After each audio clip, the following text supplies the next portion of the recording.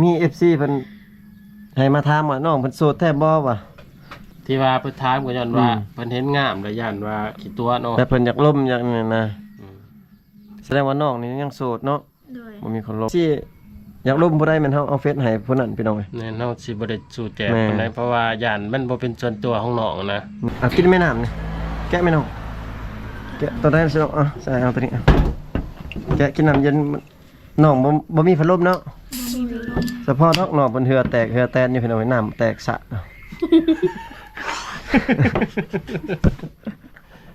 ไม่ยังมีตลอดโอ้ยดู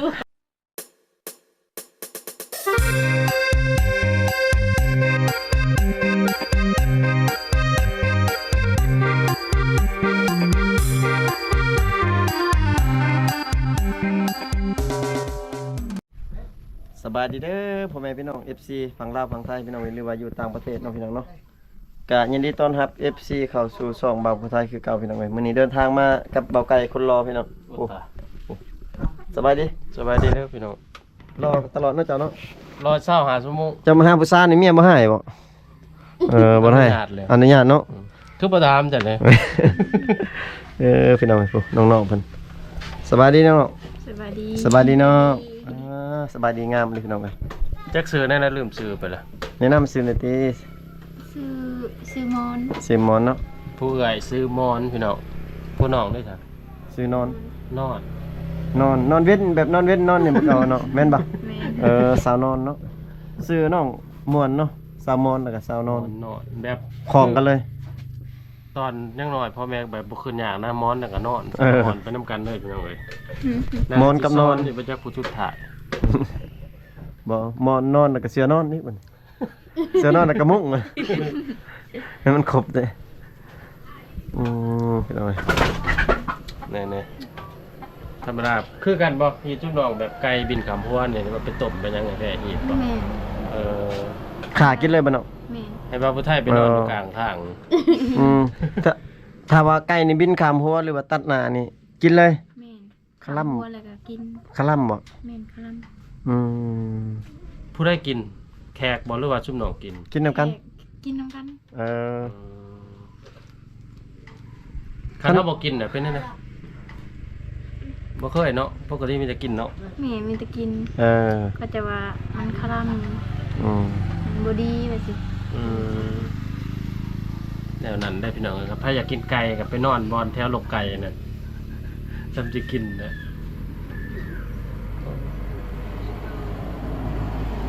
กินแม่น้ำนี่แกะแม่น้องแกะตัวใดสิน้องใส่เอาตัวนี้แกะกินน้ำเย็นน้องบ่มีพัดลมเนาะเฉพาะน้องเพิ่นเหือแตกเหือแตนอยู่พี่น้องน้ำแตกสะ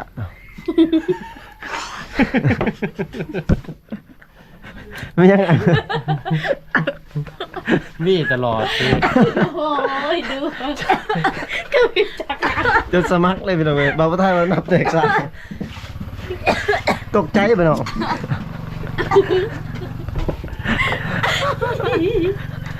จนสมัครน้องสาวมอนแต่สมัครเลยพี่น้องเอ้ยสมัครเกือบแสดงว่านอนเนี่ยมันขึ้นฮ้อนแน่เนาะตั้งกะซีกับต่ำกลางวันว่าแต่กลางเว้นก็ขึ้นเนาะฮ้อนเบิดพี่น้องเอ้ยบ่มีพัดลมในเฮือนน่ะบ่มีเลยบ่มีแสดงว่าฮ้อนนี่ต้องได้เอาปึ้มวี่เนาะแม่นบ่ได้เปลี่ยนกันวี่กันบ่เปลี่ยนบางเทื่อเมื่อยลอยแขนครับเปลี่ยนเพื่อสิรับพี่น้องเอ้ยสิน้องไปอาบน้ำไกลบ่น้ำบาดาลน่ะเด้เวลากลางคืนเวลาฮ้อนน้องไปอาบน้ำบ่น้องว่าเห็นว่าน้องว่ามันกินแม่นไปอาบน้ำกันบ่แม่นกันช่วยน้องไปกลางคืนก็ยันดิระวังเด้ไปคนเดียวระวังโจรนะถ้าจะมาชอบเบิ่งเนาะสิน้องกินข้าวเที่ยงแล้วบ่นี่ยังบ่ได้กินข้าวเที่ยงปลา4 โมงแรงเลยได้พี่น้องในตอนนี้กินแต่เช้าปกติมื้อนึงสิน้องกินข้าวจักคาบอิงตามบ่อิงตามอิงตามมีอาหารแม่นด้วยว่าอิงตามอยากบ่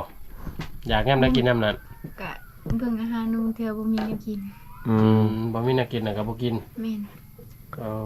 น้องสิน้องเคยบ่แบบว่าเอามีขึ้นไปต้มไปลวกกินนี่เคยบ่เคยอยู่นี่ใครมีน้ำเนาะแม่นมีกับไข่ ต้มมีส่วนหลาย คิดว่าย่านว่าแบบย่านตุ้ยย่านยังไรกินน้อยๆเอา ไปเออบัด จังได๋ผัดกินหลายผัดลุบขึ้นเนาะบ่ได้กำไรอีกเด้อพี่น้องเอ้ย คันบ่มีแนวกินอะไรก็จำเป็นได้กินต้อง อืม กินหมี่ กินมีต้มมีไปเนาะ ผักก็ยากบ่มีฮอดผัก ไม่ได้ปลูกว่าจ้ะ บ่ได้ปลูกผักบ่ ปลูกอยู่แต่เก่าบัดฮอดยามมันน่ะ อันนี้มันถ้าปลูกอย่างนี้มันบ่จะเป็นนะ มันเปื่อย มันเปื่อยเนาะ ต้องแบบเฮ็ดไปยังสวนห่มสวนอิหยังแกงเขาเฮ็ดนะ นี่ช่วงนี้มีผู้บ่าวมาลิดนำบ่กลางค่ำกลางคืน บ่มี บ่มีเนาะมีแต่เขามาซื้อเครื่องแล้วกินเหล้ากินเบียร์ แม่น ผู้บ่าวทางใดมากินเบียร์กินเหล้า ส่วนหลายทางอะไรว่าทางนี้ ผู้บ่าวตั้ง เจอคนอยู่เมืองนอก จำกิน ช่วงยังมากินก็ได้ติ ได้ FC ท่านใดที่ว่าอยากมาลิ้นหรือว่าอยากมากินเหล้ากินเบียร์นำน้องๆก็สามารถมาได้เนาะบ่กันเนาะ มานั่งเล่นอยังงั้นก็ได้บ่ ได้ น้องเพิ่นนี่ถือว่าหรือว่าฮีตของเขาเจ้านี่ถือว่า ยินดีต้อนรับเบิดทุกคนเนาะ แม่ บ่ตำหนิเป็นหยังเว้ยผู้เฒ่าผู้แก่ถือว่ามาได้พี่น้องเนาะ เพิ่นแบบสมมุติว่าเพิ่นมากินเพิ่นเมาเมื่อบ่ได้เฮ็ดแนวเลยจ้ะ มีแต่บอกเขาเจ้านอนอยู่เถิงอยู่เฮือนก็ได้ นอน ผู้ เฮื บ่ อน นอนให้ เนาะ เขาเจ้านะยันแบบว่าเมื่อบ่ได้เป็นนั้นเป็นนี่ยันหลุดลุ่มเนี่ยขับรถนะ ให้เขาเจ้านอนอยู่เฮือนเนาะ แม่ ก็สบายกันเนาะเมาแล้วก็นอนนี่เลย จักมื้อสิลองเมาแล้วมานอนเฮือนหนึง พี่น้องเอ้ย กันล่ะ เพราะว่าอาหารน้องก็อยู่แคมทางพี่น้องเอ้ยแคมทางไงไปมาสะดวกสบายบางคนเป็นเฮ็ดคิดนี่เพิ่นขี่กายไปไกลมากก็ฝากอุดหนุนน้องนี่เด้อพี่น้องเอ้ยเส้นทางไปตะโอยเนาะเอาไว้ แม่ เนาะ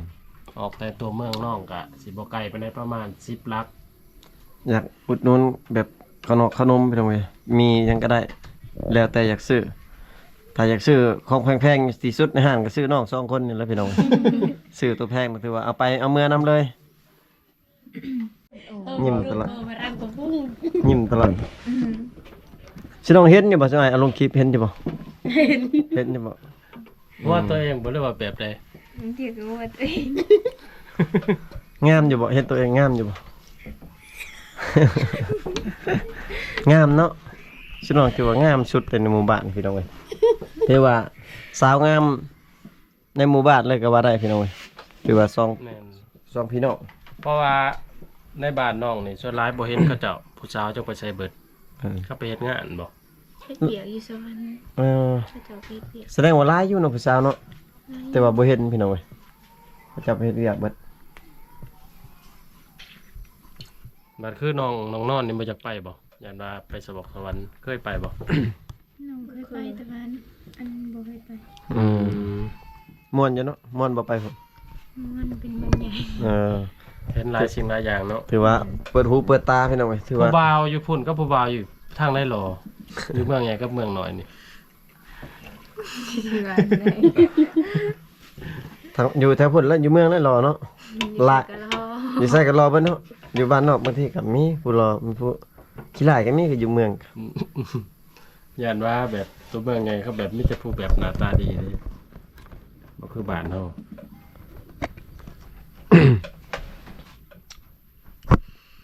ผู้ได้ไปเลี้ยงควายชะน้องมื้อนี้ผู้ได้ไปเลี้ยงควายชะน้องมื้อนี้น้องสาวน้องบ่หรือว่าผู้ใด พอ พ่อน้อง น้องเขาเจ้าพักเมื่อย ปกติเป็นน้องของน้องเนาะไปเนาะ แม่ น้องสาวนอนไปเลี้ยงควาย แม่นเปลี่ยนกันเรียกอะ ไปผู้เดียวหรือไปหลายคน ไปหลายคนนะลังคอนาบาวพวก น้องไปเลี้ยงทางใด คืนผู้บ่ บ่ มื้อหน้าอาสิไปลัดทางใดอาสิบอกทาง อาสิไปลัดทางจื้อเด้อกัดอ้ายใส่เสื้อสีดำๆนั่นแม่นเลยอ้ายนะ หีบแลนด์โดดเห็นเสียงเราแบบเดี๋ยวแลนด์นี้โหลด บ่จะแล่นได้บ่ควายน้องจักโตควายน้อง สาบ 3โต บ่ได้เลี้ยงเขาจะมีแต่ควายชุบน้องเองบ่ อืม อืม โอ้ใหญ่เด้อควายเขาเจ้าพี่น้องมีแต่ เลี้ยงนี่เลี้ยงเอาไว้แบบลูกสาวหรือว่าลูกชายแต่งงานบ่หรือว่าเลี้ยงไว้ขายแก่ขายครอบครัว คันว่ามีแนวจำเป็นอยู่ในครอบครัวก็จำเป็นได้คายนะ อืม อืม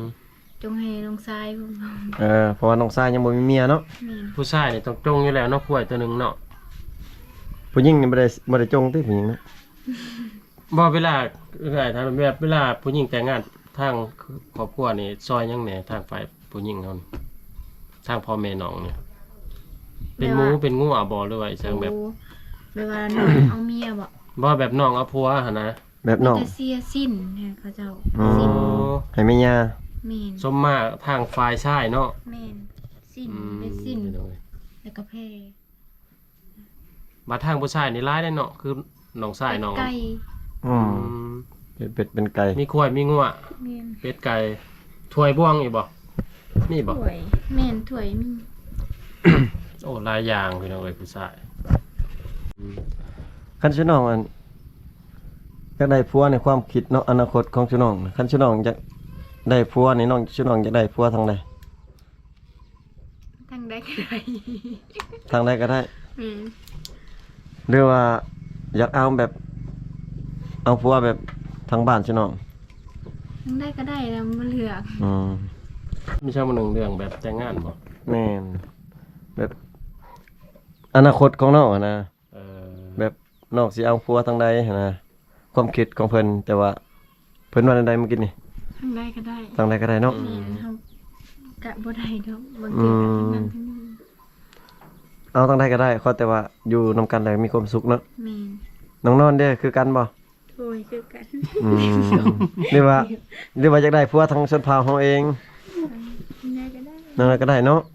อืม บ่มีบ่เพราะว่าทางตะโอยเข้ามาดินมีบ่ โดยบ่ส่วนน้อยบ่เว้นบ่อย อืมไก่บ่เนาะหรือว่าขึ้นผู้ตะยงบ่ได้บ่ พูดแต่ยงยากเส้นทางยากไปหน่อยก็สำคัญคือกันในเส้นทางนี่เนาะเพราะว่าเส้นทางยากนี่ก็ผู้บ่าวก็บ่อยากมาปานใดเด้อ แม่นขนาดบอนเพื่อนน้องอยู่เส้นทางอย่างกันยังหายากพุ่นว่า ปกติแม่นบ่มีผู้บ่าวมาล่มอยู่เฮือนอยู่ห้านไปหน่อยเพิ่นว่าหรือว่าผู้บ่าวย่านความงามของน้องๆบ่เกรงใจน้องๆ โชคใส่ ขนาดเฮามาเฮ็ดตะเบ็ดก็ยังบ่กล้าทักนะพี่น้องเว้ยเพราะว่าย่านความงามน้องเนาะ ย่านชุดน้องแบบบ่ย่านชุดน้องแบบเฉยๆไปนะ แม่นย่านจะน้องแบบเขาเอิ้นว่ายิงบ่ เออ แบบบ่อยากลบนำหันเนาะกันจับสิว่า เจ้าไว้ยิงยังดอกมันมากับปากนำ ก็นั่นแหละคือสุอ้ายเฮ็ด ความคิดเพื่อนเนาะ ความคิดวันเฮามาเฮ็ดแล้วก็เป็นธรรมชาติเอง แบบเป็นกันเองพี่น้องเอ้ยน้องกับบ่ได้อันนั้นอันนี้ บ่ได้ขี้คุยพี่น้องเอ้ย คือเราเห็นในคลิปนี่แหละแต่มากก็ต้องได้ซื้อเครื่องช่วยน้องเนาะอุดหนุนพี่น้องเอ้ยคือเฮาไปแต่ละบอลเนี่ยบอลได้ที่ว่าเฮาไปถ่ายแล้วเขาก็จะเอาค่ายเครื่องก็ต้องได้ซอยได้เหลือพี่น้องเอ้ย50เซนต์หนึงหรือว่ากว่านั้นอีกตามพี่น้องเอ้ยได้อาหารยังกินแรงมีแล้วบ่ แต่บ่มี เอ้าบ่มีไผไปหาบ่ มีแน่เขาจะไปเรียก อืม ก็จะไหนก็แล้วว่าสิไปใส่เบ็ดพอเฮาลืม อืม สิใส่เบ็ดจังได๋ ใส่เบ็ดก็กินมื้ออื่นพุ่นติตอนแรก เอา นี่ มา ใส่ เดึกพู้นแหละเรามา ใส่เบ็ดแล้วก็เอาอาหารมานำเลย แม่น อ้ายก็สิไปใส่เบ็ดคือกันนะอ้ายก็ได้ตอนแรงอันนี้ขุดอันเหยื่อไว้เลย อืม ไว้อยู่หน้าปะ เบ็ดมื้อหน้าไปใส่นำกัน40ลางพุเฮ็ดเบ็ดดิว อันนั้น ไปเฮ็ดเอง เมื่อวานนี้ เนี่ย เราก็ไปอันนั้นไปใส่เบ็ดคือกันเราได้แล้วให้แม่ไปขายได้แสนหนึง ขายปลา แม่น ป้ายัง ปลานะปลาดุก โอ้ ครึ่ง ใส่น้ำหน้านี่หรือใส่น้ำเช ดูจักหวยยังว่าเอิ้นเพิ่นแล้วก็ คือดังหาจะได้ลูกดังเรา บ้านอันน่ะนำ อยู่บ้านเด้ ลูนี่แหละ เอาหัวเชลูก ทำภู เชลูกบ่ แม่นได้ลูกเราจะเกิดว่าได้ลูก ได้ลูก ยายเป็นสายเชลูกนี่บ่หรือจังได๋ ใส่เชลูบ่แม่นแล้วสายเดียวนี่ใส่เชลูแต่ว่าเดอะรูซื่อๆบ่แม่นเชลู เขาจะเอิ้นว่าเดอะลู เดอะรูขนาด อยู่ใส่กับยาแล้วให้เราไปใส่ ขนาดนอกก็ยังว่ายังยากเนาะถึงเฮาสิยังยาก ซื้อน้ำเลย เอาบัตรอาหารแรงนี่ได้แสนเฮ็ดยังใส่กิน เธอก็ต้มมี อืม ต้มมีกินบ่เทื่อนเลย แม่น มีค่าของกินนะบ่มีน้ำ คืออยากว่าออกตลาดนี่บ่ได้ออกบ่ ดนเถื่อมันมีเงินก็ได้ออก ออกสู่สินซื้อปลาเนาะ แม่น ส่วนหลายแบบลักๆนี่ชุบน้องกินยังเอาลักๆที่ชุบแบบกินตลอดหน่อไม้ ใหม่เมนู มันหาง่ายเนาะ แม่น ชื่อน้องสองคนนี้เคยล่มบ่าวบ่พันมาเคยล่มบ่ผู้บ่าวแบบเป็นแฟนแบบตั้งล่มข้างในน่ะเคยล่มบ่ แบบจริงจังเนาะร่มแบบจริงจังเนาะ ส่วนร้ายมีแต่เซตเอาแบบนี้ แบบเซตแบบเฮาล่มแบบจริงจังเป็นเดือน2เดือนนี่เคยเซตล่มบ่แบบนั้น เคยเนาะ แม่น แต่ว่าบ่ได้จริงจังแบบลงเลิกบ่ได้นั่นเนาะเป็นแฟนเฮาเนาะบ่มีเนาะ เลย แบบแชทๆกันเนาะ น้องนอนได้มีบ่มีแต่เซตซื่อ เลย ๆอืม โวยแล้ว แสดงว่าตอนนี้ยังโสดเนาะ เสือโหด อืม น้องขึ้นมาขัวเข้าเส้น เพราะว่ามี FC เพิ่นให้มาถามว่าน้องเพิ่นโสดแท้บ่วะเพิ่นว่าถามหั่นนะ ที่ว่าเพิ่นถามก็ย้อนว่า อืม เพิ่นเห็นงามแล้วย้านว่าขี้ตัวเนาะ แต่เพิ่นอยากล่มอยากนี่นะ อืม แสดงว่าน้องนี่ยังโสดเนาะ เลย บ่มีคนล่มพี่น้องเอ้ย ส่วนหลายเพิ่นบ่มักได้แบบ FC เพิ่นมักได้แบบร่มแบบคนมีแบบมีคู่มีของนะ แบบเขาเจ้าก็บ่อยากทักบ่อย่างหยังนะเขาอยากฮู้แบบว่าเฮาโสดบ่แท้บ่หั่นนะบางคนก็แชทมามี FC ก็แชทอยู่พี่น้องประมาณ2คนนี่แหละแชทถามนั่นนี่ว่าน้องขาดหยังขาดแต่ว่าบ่เห็นว่าสิช่วยสิหยังแท้ๆก็ยังบ่ฮู้เพิ่นพี่น้องเอ้ยแต่ว่าเห็นแชทมาอยู่ ว่าอยากช่วยจากเรือน้องเนาะที่ว่าสังกะเสียซอกสังกะสีบ่เนาะแต่ว่ายังบ่ฮู้พี่น้องเว้ย บาง เห็น เทื่ เป็น อ แชทมาอยู่ เพิ่นยังถ่ายติดตามเบิ่งอยู่ประจ แม่น ำ ยันน้องมีครูมีครองเด้ เพิ่นบ่ได้ทักหาน้องบ่ เขาจะเอาทักอยู่ อืมมีจักคนน่ะแต่ชุดหมายมาถ่ายนี่เขาทักมามีบ่ ประมาณจักคนล่ะ 2 คน สองคน ประมาณ2คน น้องมอน2คนน้องนอนได้ฉันมีบ่ บ่มี ยัง โอ้ บ่มี บ่แม่นเพิ่นบ่ฮู้เฟซน้องเพิ่นบ่ยังบ่มีเฟซ สาวนอน เพราะว่า น้องน่ะ เพราะว่าทางเฮาถ่ายแม่นถ้าว่า FC อยากร่วมผู้ใดแม่นเฮาเอาเฟซให้ผู้นั้นพี่น้องเอ้ย แน่นเฮาสิบ่ได้สู่แจก แม่ ปานใดเพราะว่าย่านมันบ่เป็นส่วนตัวของน้องนะ แม่น มันก็มีกลุ่มคนแบบปันป่วนบ่หรือว่าคนแบบหลายอย่างเนาะบ่ไทยเนาะ แม่น ย่านแบบรบกวนน้องโพดก็มี คือ แต่เอาผู้ที่ว่าอยากทักเด่นอยากคุยดินน้ำน้องก็จังเอาเฟซให้พี่น้อง แม่นคือทางเฮากันคือ FC คนไทยหรือว่าคนตายอยู่ต่างประเทศพี่น้องบางคนก็แชทมาหลายพี่น้องแบบ จนทางเฮาก็จนบ่อยากตอบพุ่นนะบางทีก็แบบจักบ่ฮู้ว่าแชทมาอันนั้นเพื่อหยังนะถามนั่นน่ะคันว่าแชทมาแล้วมีเวียกอยากช่วยเหลือน้องๆบ่จังซั่นสิเฮาก็สิตอบปั๊บตอบไว้เนาะแม่นบ่ไกล แม่น เพราะว่าบางคนก็แชทลมลายยาวเกินไปก็ทางเฮาก็บ่มีเวลาอยากตอบแน่ก็แบบนั้นเนาะทางเฮานี่มีแต่ ตัดคลิปแน่อยากอันนี้แน่ แม่น อยากครอบครัวแน่พี่น้องเอ้ย มีแต่ถ่ายให้ FC ได้เบิ่งโอ้สาวโสดอยู่ในเขตชนบทพี่น้องเอ้ยถือว่าถ้าผู้ใดอยากช่วยอยากเหลือก็ถือว่าแล้วแต่พี่น้องเอ้ยแต่ว่าสำหรับทีมงานเฮานี่ถือว่าอยากตอบอยู่ก็ตอบไลน์ก็บ่ได้พี่น้องเอ้ย นี่หายบ่ แม่นตัดของตัดคลิปอีกเด้ เฮ็ดเวียกเฮานี่ถือว่าโอ้หนักนะพี่น้องเอ้ยบ่จักลงเพจแน่แล้วก็ลง YouTube แน่พี่น้อง หลายอย่างเนาะ แม่น เพื่อให้ได้เบิ่งทุกสองทางก็ได้แบบเบิ่งวิถีชีวิตหรือว่าแบบผู้สาวแบบในชนบทเฮาชนเผ่านั้นเผ่านี้เนาะหมู่บ้านนั้นหมู่บ้านนี้พี่น้องเอ้ยแบบแลกเปลี่ยนกันไปซุมเฮากับพญายามไปหาแต่ละบอนแต่ละที ครับอีกหนึงพี่น้องบางคนก็อยู่ในเพจนี่คอมเมนต์อยากได้สองทางติดต่อผู้สาวทางทีมงานเฮาแนะนำเลยให้ติดต่ออันโดยตรงเลยเนาะโอเค ช่องเข้าเพจบ่ ทักหาทางเพจพี่น้องเอ้ย มีเฟซพี่น้องเอา แม่น ไว้เาะ มีหน้า ได้ไปอยู่ มีเฟซมีเบอร์แอปมีไลน์พี่น้องมีQR สแกนเขาเลย อยู่ในหน้าช่องเฮาเนาะ แม่น บางคนคอมเมนต์ซื่อๆเฮากับจักได้สิส่งให้เนาะ ๆเขาก็บ่จัก สิบ่จักสิส่งให้สองทางติดต่อนี่แหละอยากได้สองทางติดต่อผู้สาว จะไลน์อยู่เลย แต่ว่าทางเฮาก็บ่ฮู้แนวสิเฮ็ดคือกันว่าถ้าว่า FC แชทหาทางนั้นก็เฮาก็ส่งบ่ได้พี่น้องเอ้ย คือบางคนมันก็ถามในประเทศไทยว่า คือน้องมอนกับน้องนอนเพิ่นเด่นไล่เด่นหยังบ่นะ อืม ส่วนไล่แบบบ่ได้เด่นเนาะน้องเนาะ แม่น มีแต่เฟซกับอิหยัง WhatsApp บ่แม่น มีแต่เฟซกับ WhatsApp พี่น้องเอ้ย เปิดแอปไปเล่นเนาะ นี่ แม่นทางลาวเฮานี่บ่สู่นิยมเด่นพี่น้องเป็นบางคนซื่อ แม่น แต่ว่าทางไทยเพิ่นไล่และเป็นหลักไล่กับ Facebook พี่น้องเอ้ยแดดเลยพี่น้องเอ้ยฝนบ่ตก2-3 มื้อแล้วบ่จักอยู่นี่ ช่วงน้ำท่วมช่วงน้องบ่ได้น้ำท่วมบ่บ่ฮอดบ่ มีแต่ท่วมอันนะให้ โอ้ท่วมเขา ให้ ให้ หมดเลย ติดอันนั้นติดห้วยบ่ แม่นหมดเลยเขาให้ เฮ็ดได้สัปปีนี้สิมีข้าวกินเนาะ ได้ซื้อเลยเนาะ ซื้อบ่มีเงินไปตรงเลยเป็นหนี้เขาจอย อ๋อติดหนี้กินเนาะ ไว้ติดหนี้กันเฮ้ยจำเป็นยืนท้องว่างแล้ว ต้องว่างเนาะ ยากเลยพี่น้องอยู่ในเขตชนบทก็ถ้าว่าบ่มีข้าวให้ถือว่าจบเลยเพราะว่าหลักๆมันสิต้องเฮ็ดให้เนาะ แม่น บ่มีหน้า พี่น้องเอ้ยบางคนมีหน้าก็กุ้มแน่น้อยหนึง คล้ายเครื่องนี่ก็พอได้ซื้อนะ อืม เกิดเป็นนัวให้เขาพ่อเขาแม่ แม่นแหละ เกิดเป็นนัวอย่างนั้นนะแต่10-20,000ค่ะ คือบางคนเพิ่นบ่เข้าใจนะว่าบ่ได้เพิ่นถามได้ว่าคือว่าเฮือนหลังใหญ่คือว่าอึดเขาอะนะ เฮือนก็เฮือนเฮ็ดแต่ดนเนาะ เฮือนเฮ็ดแต่ร่นเด้อพี่น้องเพราะว่ามันได้เป็นช่วงเงินเนาะบางเทื่อขายมันปีนี้ราคามันขึ้นจังไดเงินในบางเทื่อขายนั่นขายนี่ใส่พี่น้องเอ้ยแต่ว่าเรื่องเขานี่เฮ็ดให้มันบ่คุ้ม สมมติว่าได้ก้นมันดีกะไปใส่หนี้เขาเจ้าอีกเพราะว่าได้เอาเข่าเขาเจ้าได้นะ อืม ยืมเงิน ยืมเงินเขาเจ้า นี่ซื้อเขา เออ ยังเพิ่น เขาบ่ได้ดอกเบี้ยบ่ เขาไล่ อ๋อ